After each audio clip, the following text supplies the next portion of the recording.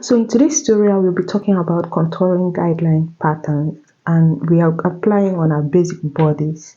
So if you know how to draft your basic bodies, this is what you are going to do.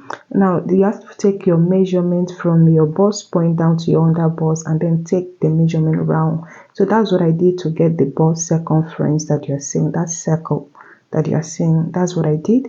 So the first contouring guidelines that we have here is cutout necklines, and this guidelines is being marked in the middle of your basic neckline. So if you don't know how to get your basic neckline, is to divide your bust by 8 plus 1 and then divide it by 2. So whatever you have, that is what you have to use to get your neckline. That's your basic neckline. All right, so this guideline says you have to connect this from that middle point down to your bust circumference, down to your bust point. Okay, so I'm just going to go ahead and do it just like what you're seeing on the screen. So if your bodice is ready, go ahead and mark the same thing. You can see from that neckline down to your circumference and down to your bust point. And the standard measurement is 1/4. So you are going to connect it on the bust circumference. So you are going to mark that 1/4 on that bust circumference. And this guideline says that if your neck, as long as your neck crosses the neck you are going to cut, crosses that circumference, you have to hold on to, you have to close the dart there. Okay, so if you are sewing a high neck, you don't have to worry, but as long as your neckline crosses this circumference, you have to close the dart to avoid gaping and for your neckline to relax on you. So the next contouring guidelines is called cutout armhole. So this guideline eliminates excess or gaping from the armhole for a secure fit. So we are going to go ahead and connect it from the shoulder tip, just like what you're seeing on the screen, from the shoulder tip down to your circumference and down to your bust point, just like the way we did it in the first neckline. So this is guideline number 2. The first one that we did is guideline number 1, and the second one is going to be guideline number 2. So the standard measurement for this guideline number 2 is 1/2 inch. You have to mark 1/2 inch. Go ahead and do the same thing and connect it from that shoulder tip, just like the way we did it in the first one, from your shoulder tip down to your bust circumference and down to your bust point. But don't worry about how to apply them. I'm still going to do videos on how to apply each and every one of them. All right, so our next contouring guideline is guideline number 3, which is called the armhole ease, and it's being marked in the middle of your armhole. So the armhole ease is eliminated for strapless garments or cutout armholes. So you have to mark in the middle of your armhole, just like the way you saw me measuring, and then connect it from your armhole down to your circumference and down to your bust point. And the standard measurement for this is 1/4. So you're going to mark 1/4 there and then connect it down to your bust point.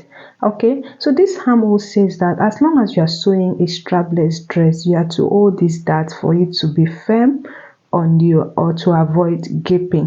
So our next contouring guideline, which is guideline number 4, is contour between the bust.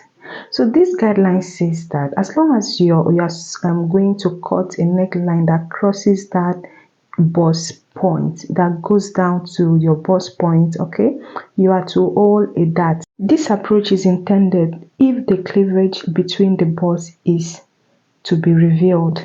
Okay, like you are sewing something that want to reveal your cleavage, you are expected to hold this dart, and the standard measurement for this is 3/8. You have to mark 3/8 on both sides, like the upper part and the lower part, just like what you're going to be seeing on your screen.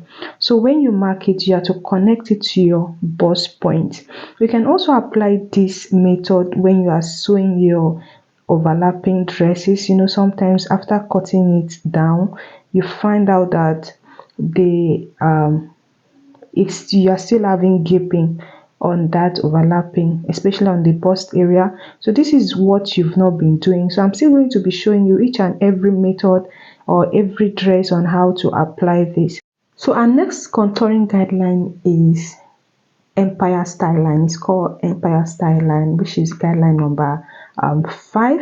So this guideline says that as long as you are sewing a dress that crosses the under bust, so you have to cut from the under bust, you have to hold this dart, and the standard measurement is 0.3 or 3/8 on both sides. You have to mark 3/8 on this side and the other side, and then connect it to your bust circumference. This your bust point rather, this style line is any style line that crosses the under bust to reveal contour of the under bust. Excess is eliminated. So you have to hold the excess for your bust to be firm. Please note, this is not a standard measurement for all bust sizes. This is just for the basic, especially this under bust. You and I know that if you're on a bigger size, you can use 0.3 to tighten your under bust. So this is just for the basic, but it is expected of you to hold a dart if you're sewing a basic dress that crosses this under bust or empire style line. So after that, connect it to your waistline, just like what you're seeing on the screen. So on the armhole side, this side is you are expected to remove half an inch. This is applied if you are sewing a strapless dress, a bustier, like a strapless bustier. You are expected to remove half an inch from your bust area for your dress to be firm and to avoid gaping on the armhole side. Okay, so let's go ahead and label it guideline number 1, guideline number 2, guideline number 3, guideline number 4, and guideline number 5, which is called the Empire Style Line. All right, so the next thing is to go to our shoulder measurement and then mark the middle of this shoulder. So, and this is guideline number 6. So we have to connect it from the shoulder point down to your bust circumference and down to your bust point. And this is guideline number 6. So this guideline number 6 makes use of guideline number 1, 2, and 3. What I mean is it is the combination of 1, 2, 3 if you are to apply it. Okay, so next thing is to impute my side bust measurements. This side bust measurement for me, mine is 2 inches, yours might be 1.5 depending on your measurement. So how to get your side bust measurement is the difference between your front half length and your back half length. So for me, my front half length is 17.5 and my back half length is 15.5. So that 2 inches difference is what I use for my side bust. So if you want to know how to take your back half length measurement or your nap to waist, that's what we call it in pattern drafting, nap to waist, I've already uploaded the full video on how to take your full body measurement. So go there and watch it on my YouTube channel. All right, so the next thing is to go ahead and use our guideline number 7. So before we go to number 7, we are expected to remove 1/8 from our shoulder line. So what I mean is on the middle of your shoulder slope, you are to mark the middle just like the way you've already marked it, and then remove 1/8 of that. So this guideline eliminates unneeded fabric at the shoulder line for cutout neckline. For example, you are sewing a dress that crosses the middle of your shoulder line, you are expected to remove 1/8 of that. And don't worry, I'm still going to be showing you on how to apply each of these guideline or the dart. Okay, so we are done connecting. Let's go to guideline number 7, which is the back. Okay, so this guideline number 7 says that as long as you're sewing a back neckline, you are to remove a dart.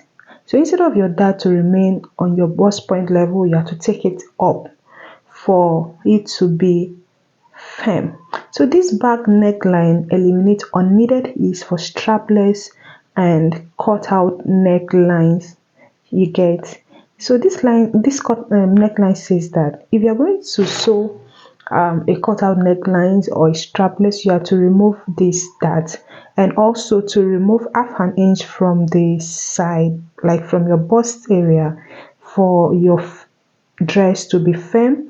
All right, so if you are sewing a strapless dress or a cutout necklines, you are expected to apply this half an inch and also to take your dart up a little bit.